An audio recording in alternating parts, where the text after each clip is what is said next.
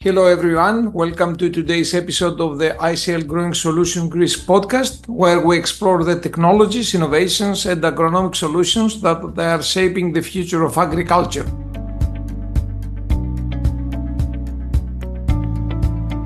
I'm Christos Katsanos, head of the branding office of ICL Growing Solutions Greece, and in this special edition we dive into one of the most transformative advancements in plant nutrition.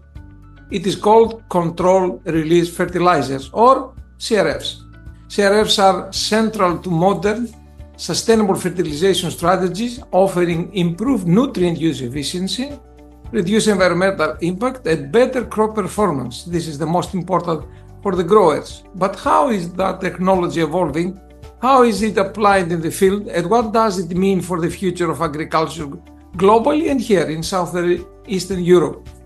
To help us unpack these questions, I'm joined by three distinguished guests. Ronald Clemens, Global Portfolio Manager for CRFs at ICL Growing Solutions from Holland.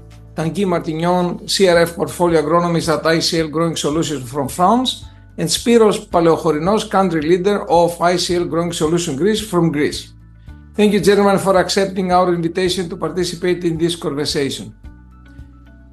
Let's begin with Ronald. Ronald, as the Global Portfolio Manager for CRFs, how would you describe the key global trends currently shaping the future of controlled-release fertilizers? And please give us an explanation in prior about EEF, Enhanced Efficient Fertilizers, and CRF, Controlled-Release Fertilizers. Okay, perhaps to explain enhanced efficiency fertilizers. So this is a group of fertilizers, as the term says, which create extra efficiency of the nutrients applied. And controlled release fertilizers are coated fertilizers with a membrane, and they are part of this group. The technology of coating creates a release of the nutrients over time, and by that they can be taken up by the crops much more efficiently. And there is less chance on nutrient losses during the crop cycle. And I think if you speak about trends, then more or less all over the globe, in agriculture, nutrient use efficiency is getting the key in mineral fertilization. Actually, in all regions, there is a need to become more efficient with mineral fertilizers. And there, enhanced efficiency fertilizers and CRFs, they can play a role. Perhaps in some regions there is more pressure on sustainable farming than other, but I think it is a general trend. And besides this, if you speak about efficiency, there is a particular advantage of controlled release fertilizers.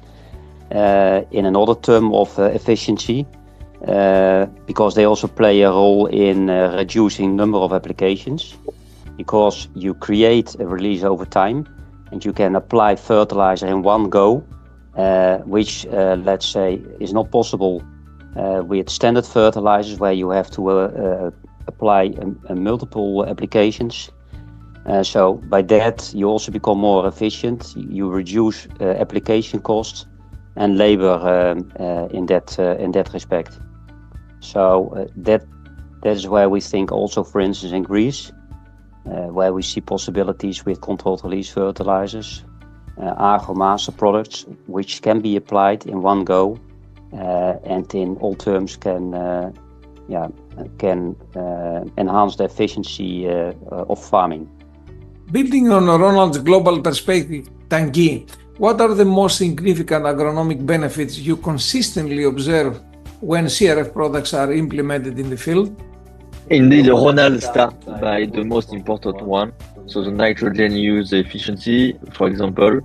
If we talk about that precisely, in average in our trial, we observed for all crops an average of 9% increase of nitrogen use efficiency. For example, it can be up to 20, even 30% in certain cases, depend of how you want to use and how you are ready and equipped to use and apply CRF. And of course, the main one is still the production increase for the farmer. And this, by the gradual release, we can lead to these agronomic advantages. Okay, Spyros, turning now to the region of Greece and Balkans, how do growers perceive these agronomic benefits and what drives them towards CRF adoption? Yes, so in Greece, but also in Southern Balkans, what we see more and more year by year is that the farmers, the growers, are looking more for fertilizer efficiency. So the demand is there. They really started paying a lot of attention on this, on the real efficiency.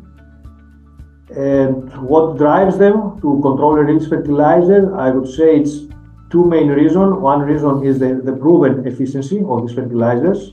For farmers that they have tried them, they see the efficiency and they can repeat the demand. But also is the flexibility. The flexibility, as Ronald mentioned earlier, the flexibility of either applying lower dosage or saving one application, going by one go application.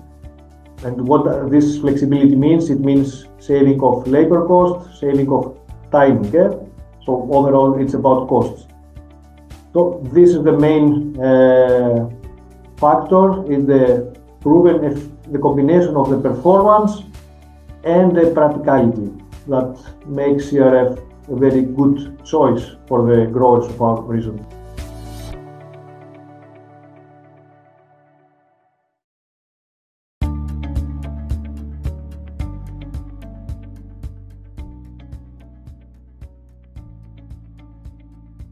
Considering regional adoption patterns like those Spyros described earlier, how do you adapt the global portfolio strategy to meet such diverse market needs? That is a good question, because it's very important to discuss this. It of course always starts with listening good to your customers, but also to the needs of their crops. And if you want to be more efficient in your mineral fertilization, you need to focus on the crop needs. You cannot have one product that works for all, because then you are not specific enough. Crop have different needs. If you are in different regions, you have different climates, especially also for controlled release fertilizers. This is very important to mention, because the release speed is depending on temperature. So as long as we know those climate differences, we can adapt with our longevities or product compositions to the needs of the crops, and then you create efficiency. So summarizing it, it's really necessary to specify products to different market conditions. Very critical what you said about the temperature. Yes, it is quite different from north to south. Okay, and now I turn to Tanguy. Tanguy, building on Ronald's view of product strategy, how do farmers typically adjust their fertilization practices when transitioning from conventional fertilizers to CRF? We already mentioned few of them. So we think about the reduction of the global amount of nitrogen. We think also about the reduction of the number of application. For example, with the one-go concept that we are developing in Greece for barley. But at the end, the flexibility that Spyros mentioned for the farmer, and also the flexibility that we have, as Ronald mentioned, as ICL, to propose the right product in depending on the needs, allow the farmer to make, let's say, easy adjustment and the most important is to build confidence in the product and this adjustment. It's not always easy for the farmer to reduce straight away, let's say, by using CRF the amount of nitrogen, but he can because we build a data set, local data set also in Greece, time after time, to adjust our recommendations based on that, and of course also about the number of application. But the most important is that at the end, if we talk about the right amount of fertilizer applied at the right time and in the right conditions, AgroMaster can really help the farmer to have a better control on all of this. Okay.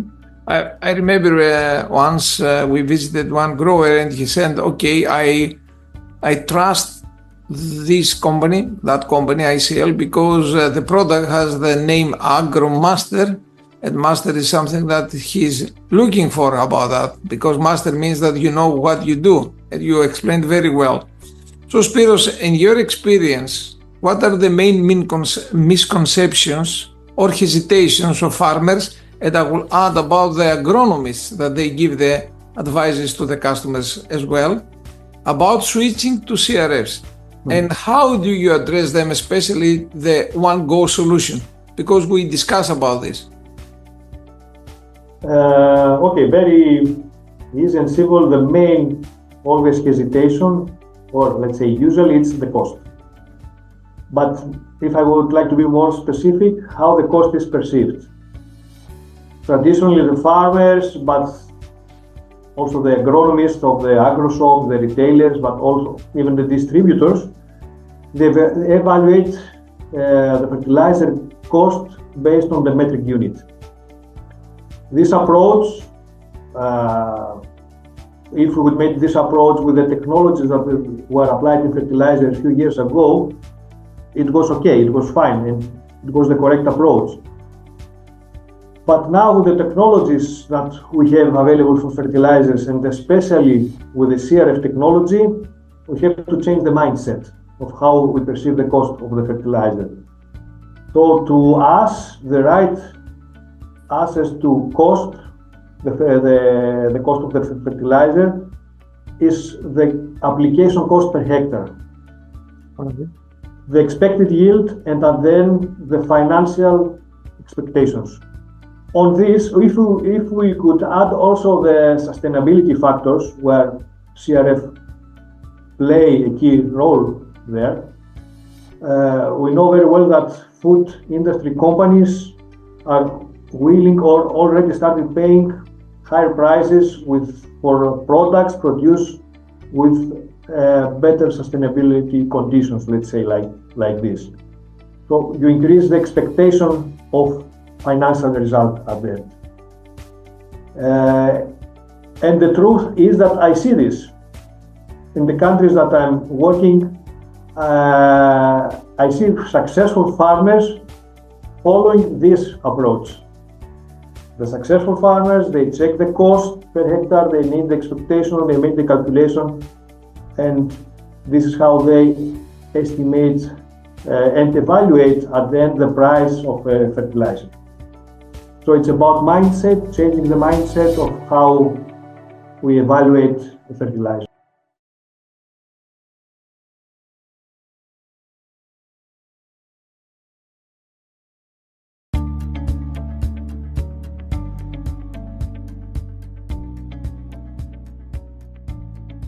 Ronald, looking ahead, what emerging technological innovations in coating materials or release mechanism do you expect will redefine the CRF performance in the next decade? If you look to innovations from our perspective, our R&D department is working in many directions, but the most important one actually for the coming years is to come with coatings which degrade faster in soils.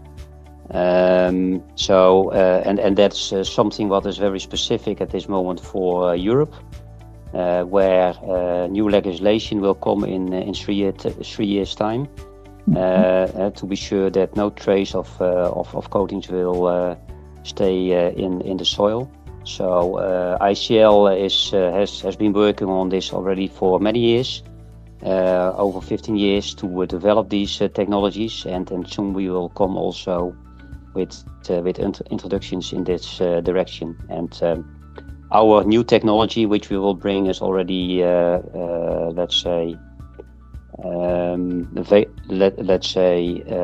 checked by the European Commission. So we know that this will be approved under this new legislation, and in 3 years' time we will be ready to introduce it all over Europe. I see that the European Union has a sensitivity and at the same time the regulation about the environment, and I am impressed how ICL is responding to such kind of sensitivities and at the same time regulation. Yeah, it's nice to hear that you have already working to that direction. And now I'm turning to Tanguy. Tanguy, you are an agronomist, and I'd like to ask you one critical question about the precision agriculture. So, with innovation accelerating, how do you believe that the CRF technologies integrate with precision agriculture tools? And what future synergies do you anticipate? Good question. First, as ICL, our, let's say, first answer to precision agriculture tools was to produce and develop the controlled-release fertilizer technology, because as soon as we have precision tools that farmer can use, it's very hard to imagine that the fertilizer producer continue to produce conventional fertilizer without any development in more precise, literally, fertilizer, and much more efficient. So this is the first thing. The second one, and I can give you a practical example directly from our own precision tools, is we develop a tool to help farmer to position and use better our CRF. This tool is called the CRF timer, and this tool allows each farmer, depending on their exact location, to know based on local climate condition, to know in advance, how their nutrient will be available during the time for their plants, and to follow, let's say, the availability of each coated nutrients. And in this way,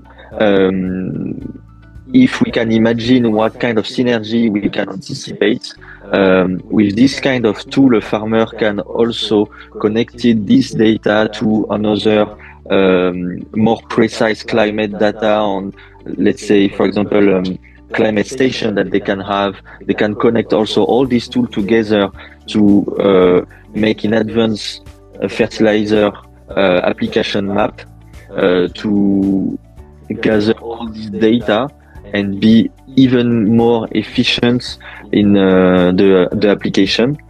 So this is the kind of synergy that we can anticipate in the future, definitely.